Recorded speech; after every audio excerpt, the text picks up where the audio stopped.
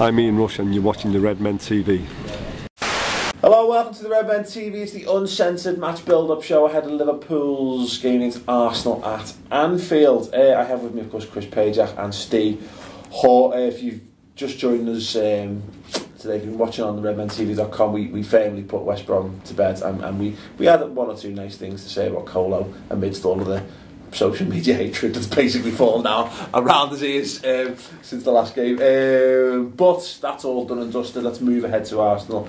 Chris, is this game the real test now of Liverpool's, not just ability, but their ambitions for the rest of the season? I think it's a massive game. I think that's an understatement, isn't it?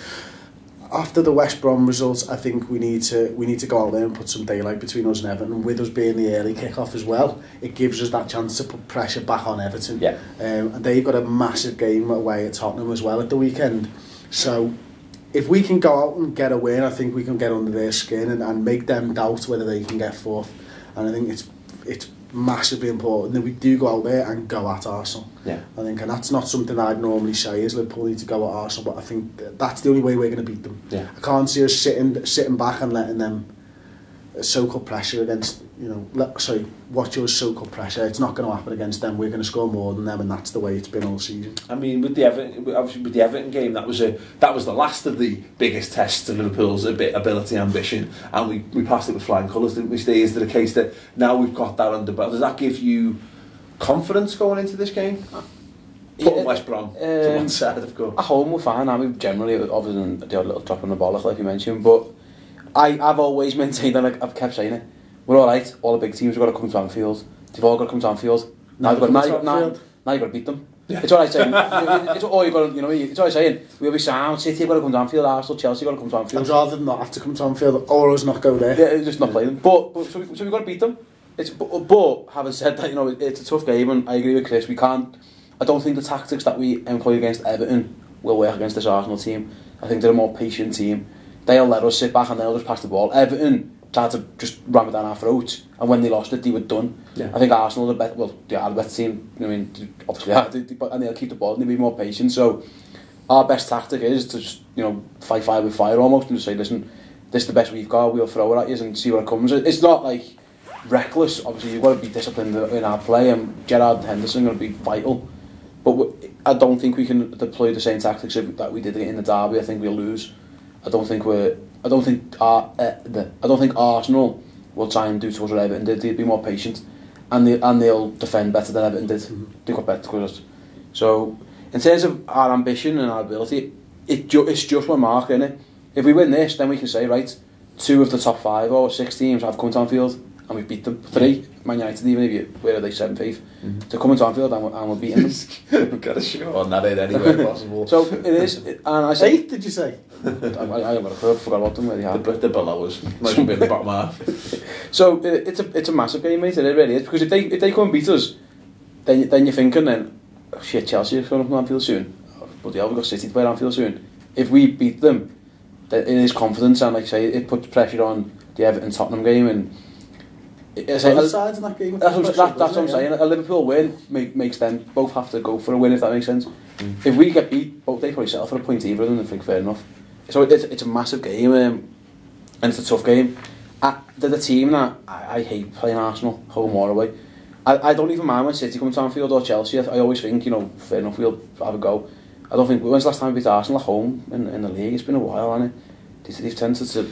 Arsenal are kind of like that thing of where you end up in, it's a bit as you get older and you end up in a really adult situation, and you walk into somewhere and you feel like you are in your head like 17 years old. When we come up against Arsenal, I always have that fear that they're like, well, they're the fucking masters of doing this, of what we're trying to do, and they don't just have the technical ability and the mentality and what have you. They've been doing it for fucking ever under Wenger. They've got the consistency. They don't have to think about it, do they? Yeah, and they're also not a team that's not prone to conceding fucking shitloads of goals as well. Like, they match up well against us in terms of their point of view. Their strengths exploit our weaknesses quite a bit. The way they move the ball quickly at pace and around us. They've had, obviously it was Van Persie for a while, wasn't it? Thomas and Carragher. If you watch the game at the Emirates early in the season, they outplayed us pretty much, didn't they? You know, I mean, we didn't rings around. We didn't get a sniff really, did we? And maybe I don't know if that was to do with the formation or the players or whatever, but we didn't have a sniff. So we're gonna have to up our game, and it's gonna have to be. I think we change our formation for this one. I really do. We'll come to that in 2 seconds. Actually, the formation change, but yeah, sorry, carry on. I just think they do. They'll be looking at it and they'll be confident that they're going to come and beat us. They really will. Yeah. And I don't think any team's come to Anfield this year thinking we're going to win this. Well, we've seen plenty of teams come to Anfield, Chris, and you know, Mourinho's taken quite a pragmatic approach to the big games so far this season. But you can't see Arsenal thinking point will do us here. No chance. No, because at the end of the day, they've still got something to prove. The top of the league, and they're still got something to prove to everybody every single week, like, and that'll affect the squad, and they'll be coming out saying, going, people are still not taking us seriously. Let's just go to fucking Anfield. Liverpool have been brilliant at Anfield. If we dick them in the face, then to get in again, didn't I? Just got to shoot on. If we dick them, then we'll be taken seriously, and they will be as well, because our home form has been just as good as anybody else's at Bar City around the league. Yeah, just if you missed the show the other week, just to clarify, that was Chris basically said the motto for Anfield should be "Welcome to Anfield, we're going to dick your face in," which post Derby felt so very true. We've got to get that on some guy actually changed the "This is Anfield" to say it for us. Like, you have to put it on there. Fantastically, the photo. I'll probably forget that we've said that, so it's fine. So let's gloss over that. Trivia question time to move away. I believe which former Liverpool and Arsenal player? Yeah. Yeah. Which former Liverpool? Because if it's not the question, yeah, it's fine. We'll come to that. Which former Liverpool and Arsenal players' only club honours have been 2 community shields, 1 at each club? Which former Liverpool and Arsenal players' only club honours have been 2 community shields, 1 at each club? Answer at the end of the show, of course. Yeah, we were talking about, you mentioned the formation change there, Chris. And I think a lot of it to do with obviously the personnel. What we talked about in the final word show was very much about how we've got all our best players and we're just going to throw them out on the pitch and see what sticks. Do you think Brendan Rodgers has it in him? I mean, for Arsenal first and foremost, but in general, to turn round to one of Coutinho, Sturridge, Sterling, and Suarez and say, "Sorry lads, not today. He's starting from the bench." I think he's going to have to at some point, and I think if it sounds fucking mental to say, because I think he's been our best player the last 4 weeks, but I think Sturridge is the one that's going to miss out in this game. If it was me anyway, I'd play normal back 4. I'd play Gerrard next to Joe Allen, and I'd play Henderson in front of them. I'd play Coutinho on the left, Sterling on the right, and Suarez up front. I think Sterling tracks back well enough. I think Gerrard needs somebody against those midfielders and the runners. I think it's important to have the triangle with 2 defensive midfielders against Arsenal, and Henderson just pressing the centre backs if we can do. I don't even mind which way the triangle is flipped, so much as I think we need to go back as close as we can to the Spurs, how we set up against Spurs at White Hart Lane, because I think it's sort of similar. Although we're the home team, I don't think we can afford to go too much, but I think we need to be combative in the midfield. I think he's going to leave Coutinho out. I think he should.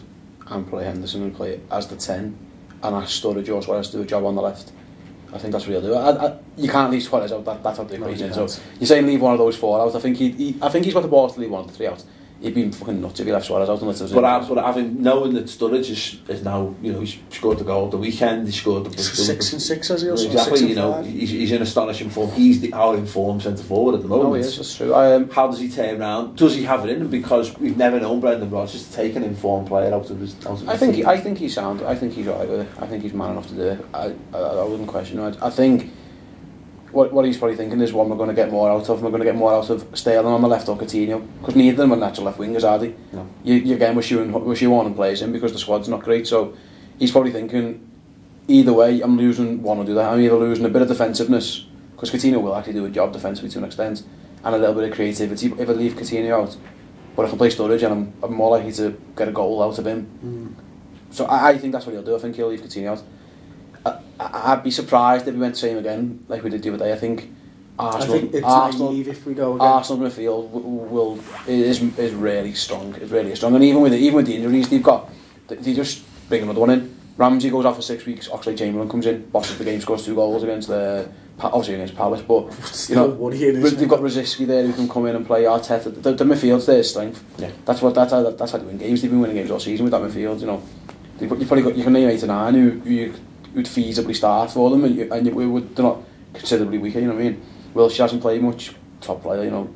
I say Arteta, Firmini, Podolski, Rosicky, Oxlade-Chamberlain. Cazorla. Scary. We did this before the last game, didn't we? We just named Arsenal's 7,000 midfielders, and they're all brilliant. Injured. I think Cazorla's fantastic. I think Firmini's still suspended, isn't he? And there's the doubt. There's a couple of injury doubts as well. I saw, you know, Arteta's a doubt, and Oxlade-Chamberlain meant to have picked up a little knock, but they'll bring someone else in, mate. Just find another one. Yeah. I think for in this game particularly, I think Firmini could be a big loss for them because you know, ultimately they are the away side, and I would like to hope that it sounds daft because again on paper, as we say from time to time again, I think their midfield, they have the better players. You know what I mean? I think they do, but if you've got a midfield of Gerrard on full form like he's played in the derby in the first half against West Brom in the defensive midfield, and you've got Henderson and Allen pressing like fuck. And that's one of the best midfielders in the country.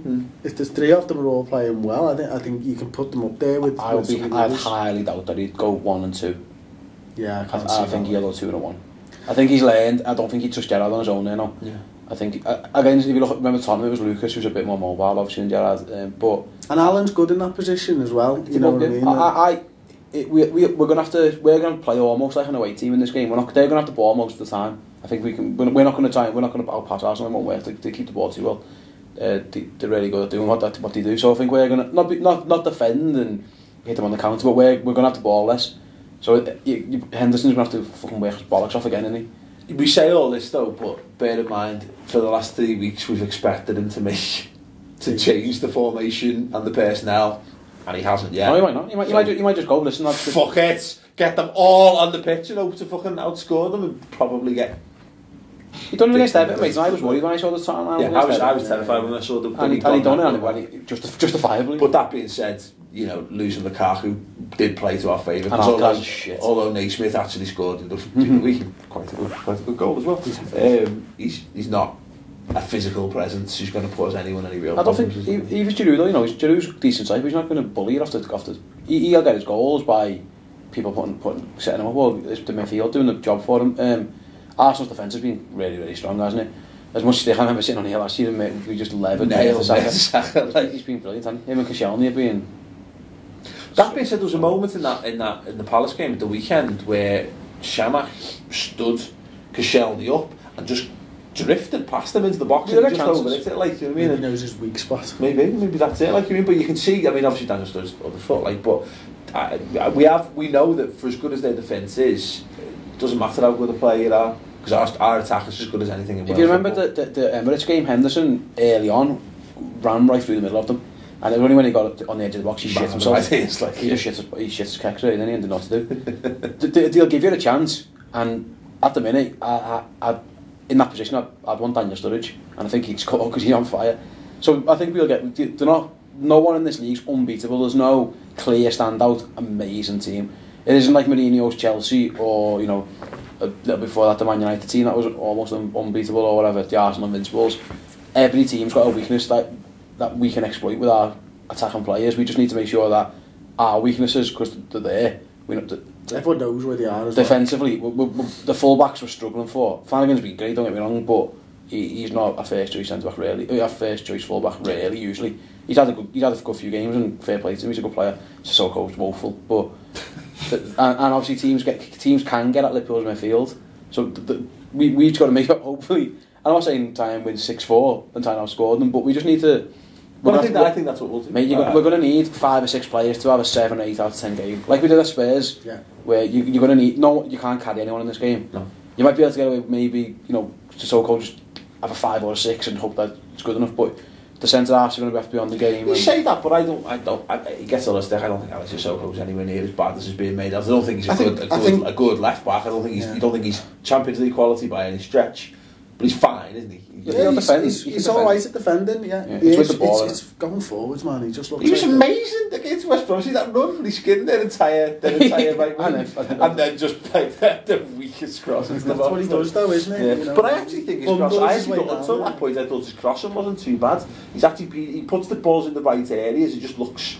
It looks to me like he knows where it's supposed to go and just can't get it there. Yeah, but we're used to that because we've got Jose Enrique. He does a phenomenal impression of a world class left back at times, doesn't he? Like, I just think it's going to be it's the toughest game.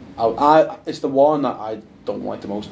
I'm quite happy to let City and Chelsea come to Anfield. I think we'll win them 2 games. I'll say it now. This one's really. I don't know because I don't know with Arsenal what the answer is to Arsenal. Because it used to be go and put the boot in and scare them, and then and you'll come away all right. So I'm not sure that's ever really worked. You don't know whether that'll work or whether you go to put the boot in and they play 4 passes around you and score instead, and you're still there and you look around and it's in. That's kind of what happened at the Emirates, isn't it? And it didn't matter. Arsenal used to be like what we are now. They had Van Persie up front and a bit of attacking flair, but they were a bit soft at the back, and you'd question the midfield. Not at the minute, mate. They've got no. They're real. Let's say real weakness. Their weakness is because they've got one striker. That's not even bad. That's not a really weakness because they've got, unlike us, where we were saying on the previous show yesterday, that you know, still done that, didn't you? and then killed it by letting on that. By winking camera. Yeah. I went to Paul actually. I know, but the camera's pointing just at you. Oh, I'll get in. They score. They haven't got a 25-30 goal player. What they've got 6-7 guys who'll score a goal. You wouldn't, if you look at the team, you wouldn't be surprised if Giroud, Podolski got a goal, Cazorla got a goal, Ramsey, I know he's injured, gets a goal. They share the load, don't they? Yeah. Oxlade-Chamberlain goes and scores 2. It's just a completely different way of attacking. They play off Giroud and they're all about running into the space that he provides for people and makes for people, whereas we're about get the ball to our forwards and then just back away. Let them score, like.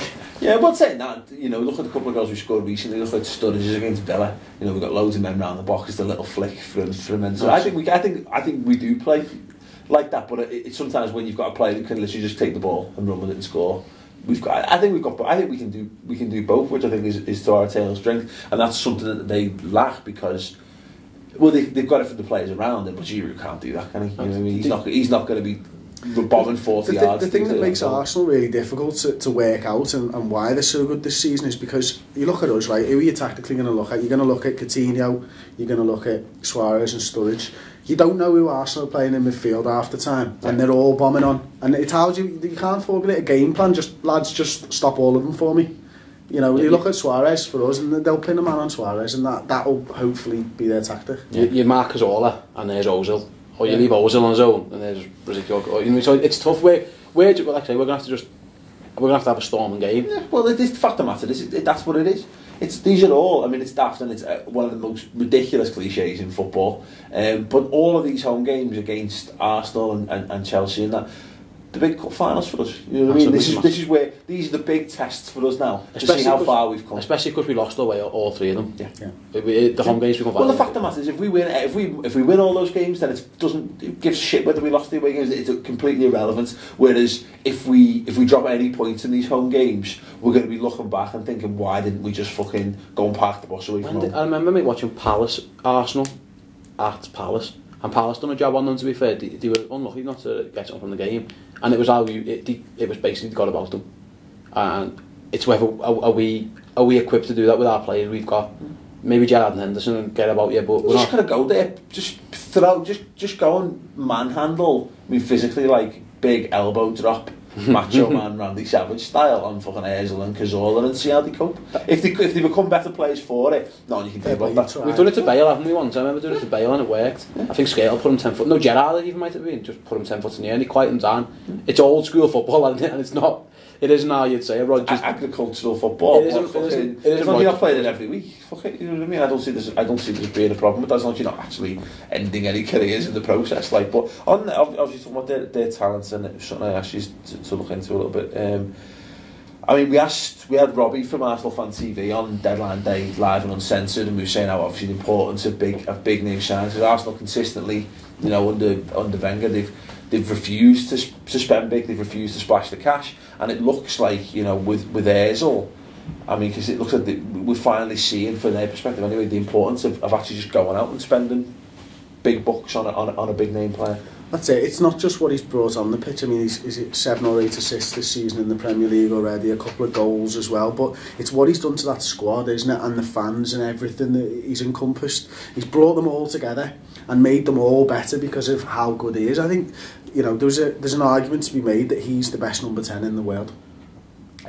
Certainly for Real Madrid. There's going to be a few people in the picture. I think Juan Mata would be one of those people that's getting talked about as well, and then you've got the Barcelona boys, whichever one you want to talk about. But you know, he's really sort of he's brought everyone together and he's made them so much better for it. Like, and that's where that 37 million. You can't put a price on that. Yeah. You could have fucking spent 60, 70 and you'd still not get that. That's why losing Bale was so bad for Tottenham. Yeah, it's healthy competition, isn't it? Someone has to play better to take his place off him. Or not to look shit by playing with him. Well, exactly, that's it. Raise you up. Also, I remember watching them, the highlights of the Muster game. First game of the season, they lost at Villa at home, and the fans were baying for blood. They were going nuts, weren't they? They were absolutely mental at Wenger, booing, and where's the money and all this. Wenger out banner or something, whatever. And then that's what made Arsenal fan TV. Yeah. That video, wasn't it? Yeah. All that. And then they go and sign this guy. That and delivering consistently top quality YouTube videos. Thanks for it. Yeah. Fucking on fast. No, not better. Not better at all. And then he comes in and he is brilliant. He hasn't even done that much really. You watch him in games and he can go missing. And I've seen people saying, where's Ozil?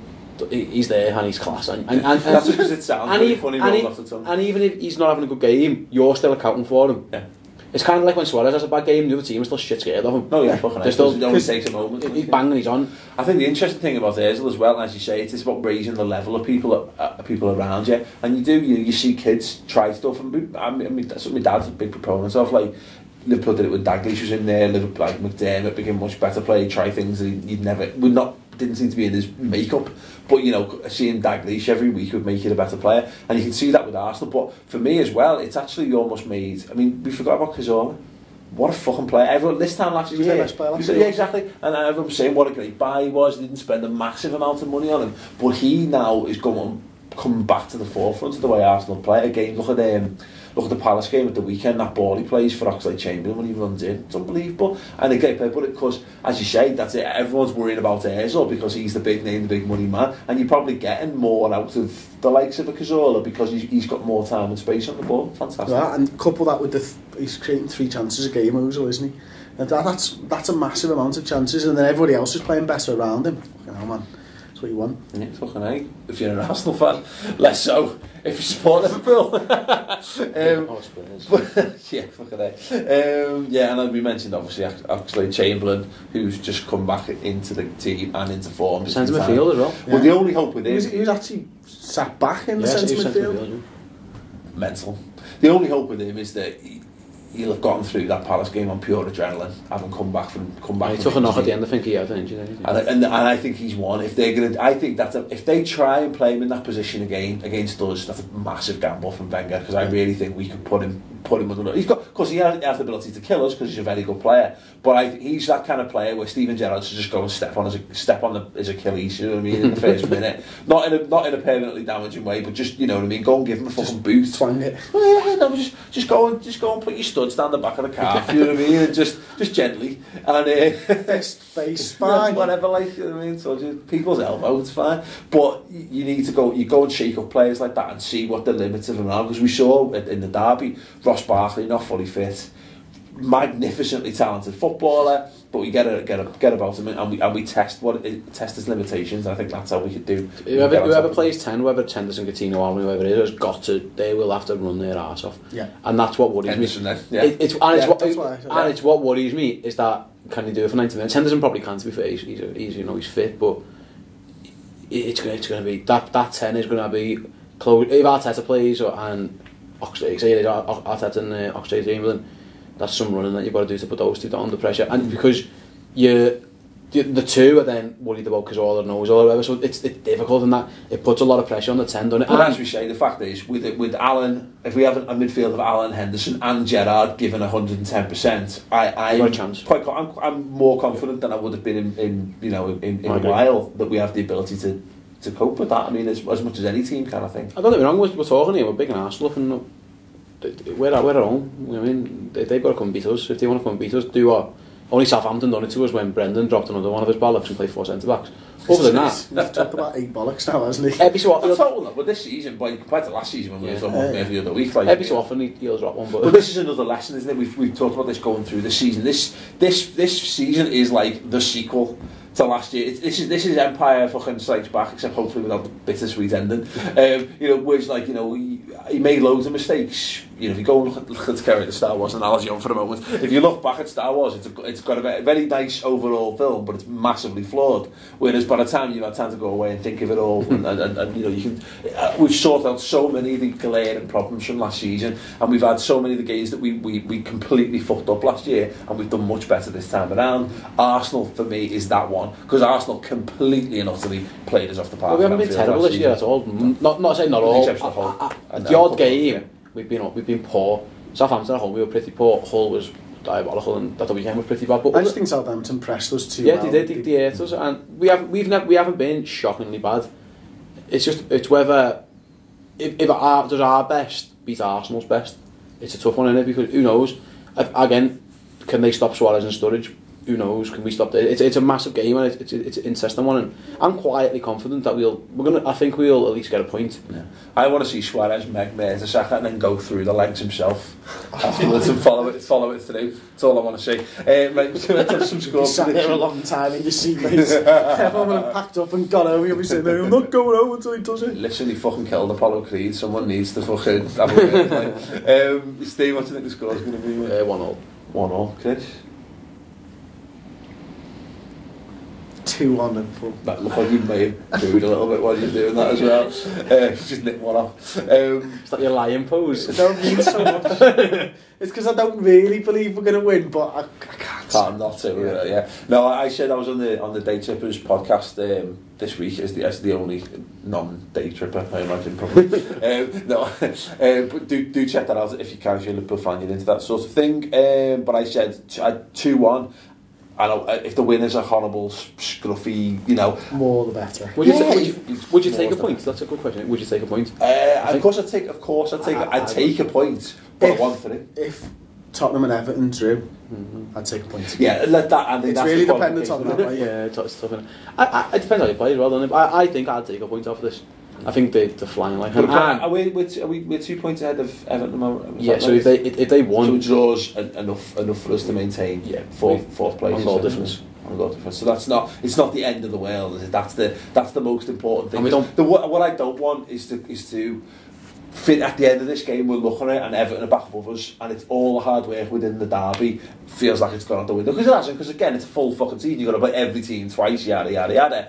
But that psychological factor of having had them pull it back again, I think, is a real worry. We're now into February. This is when Liverpool historically start to hit a run of form toward the end of the season. We need to fucking go and do that, and we need to just keep building. We want to stop looking over our shoulders, and we want to start. Even if we're only looking at the coattails of Arsenal and Chelsea and Man City, that's where our focus should be between now and before West Brom. So go and smash Arsenal. Before West Brom, I was thinking, if we win this and City beat Chelsea. And it's fine. It's fine. But I just think the reason I say take a point is because they've been our frigging kryptonite for a couple of years now. They obviously in the league they're a good team, so I'd take a point now if you're off me. I'd take a 0-0 and get out of there. Definitely. Let us know actually if you're watching on YouTube in the comments underneath. Would you take a draw in this game? Under what circumstances would you take a draw, or do you think that's just piss poor behaviour from Steele to even suggest it? And 3 points is all that matters. Let us know that. Let me know. I'm going to get so much abuse. As always, you just set yourself up for it. Unless you come on here and say we're going to win 8-0, you just get fucking bollocked. Do that. Yeah, you've also got to, you've got to watch out what shoes you wear as well. Never ever wear shorts. Never wear shorts. Let us know your score predictions. Let us know your starting 11s. In the centre back position, obviously we haven't had time to discuss it, but Mohamed Saka, if he's back, does he go straight in? Yeah. I can tell you the answer is yes. Just write yes in the comment section underneath. Don't forget to give the video a thumbs up and share it as well via the medium of Google Plus or Facebook or Twitter, whatever social media form floats your boat. Anyway, trivia answer time. The question was, of course, which former Liverpool and Arsenal players' only club honours have been 2 Community Shields, 1 at each club. Just to clarify this, Dave. Only his career. In his career, he's only won 2 Community Shields. And is this definitely the only player to have only just that? Yeah. Excellent. Good research. Unless you talk about Uh-oh. Oh dear. Well, let's go for it. What is your answer? Let me know in the comments underneath. Anyone want to have a shout? I was thinking Benayoun, but I don't know if that's right. He's probably one more. No, it's not right. No, I've got no clue, mate. Jermaine Pennant. Oh yeah, he's shit. Yeah, could have won. He won a Champions League runners-up medal.